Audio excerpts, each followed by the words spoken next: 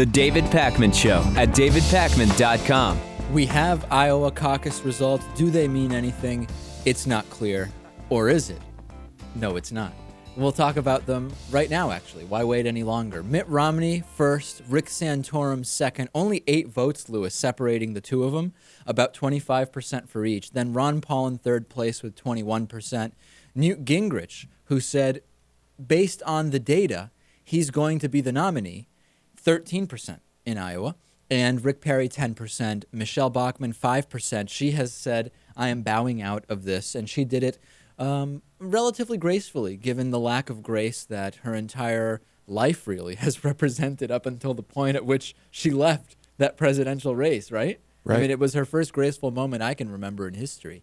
And John Huntsman, 1%, not even 1,000 votes in the Iowa caucus is sad, because really I think he is, if I had to vote for one of the, if I was who I am now, but had to vote for one of these candidates, I would probably vote for John Huntsman. Agreed.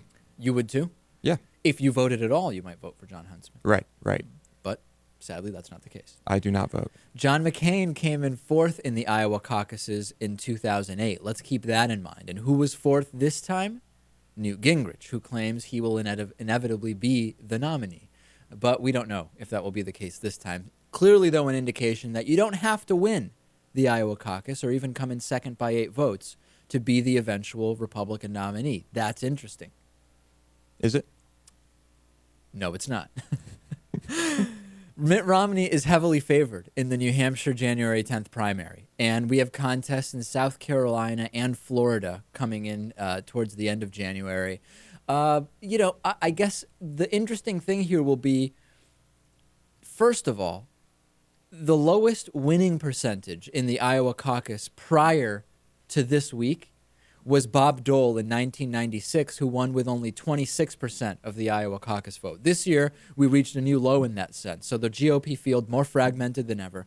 I think a longer race favors President Obama in the sense that the longer there's more candidates in this Republican field, the closer we get to the election without a one-on-one matchup where they can start criticizing Obama directly and Obama has to start spending money to go against the GOP nominees directly. So I think the longer this is unclear, the better it will be for the president.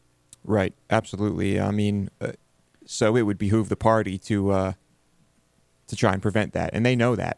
Well, here's obviously. the thing. We're seeing conflicting priorities now, because initially we heard from Rick Perry, he's going home to reassess. And then hours later, he tweeted, on to South Carolina. And there's speculation that during that couple of hour period, as incredible as it would be, there may have been a deal, or it's not inconceivable to think there may have been a conversation with the Romney campaign where the Romney campaign asked or indicated they would like Rick Perry to stay in, because in South Carolina, Rick Perry being in is not going to take votes away from Mitt Romney, but it is going to fragment the field further in a way that I think will actually help Romney. So we don't know what may be going on behind the scene, but I think you're right. The Republican Party itself, even though they may not like a lot of the candidates, understand that the sooner there's a nominee, the better it is for them. At the same time, a lot of individual candidates realize that the more people there are in, the longer they can go without having to basically take the lead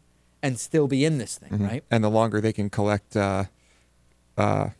campaign contributions. Absolutely. Right? But I'd expect Paul to stay in no matter what. Ron Paul, you think Yeah. will be until the end? Yeah. Here's the interesting, there's a lot of interesting I mean, stuff unless going it's overwhelmingly clear on. that A landslide. Yeah. You know, New Hampshire, Romney is so far ahead that I think that one is going to be a big, big win for Mitt Romney. That I just looking at the polls, I mean, he's polling in the 40s consistently in New Hampshire. I think 43% in a compilation of recent polls that I looked at.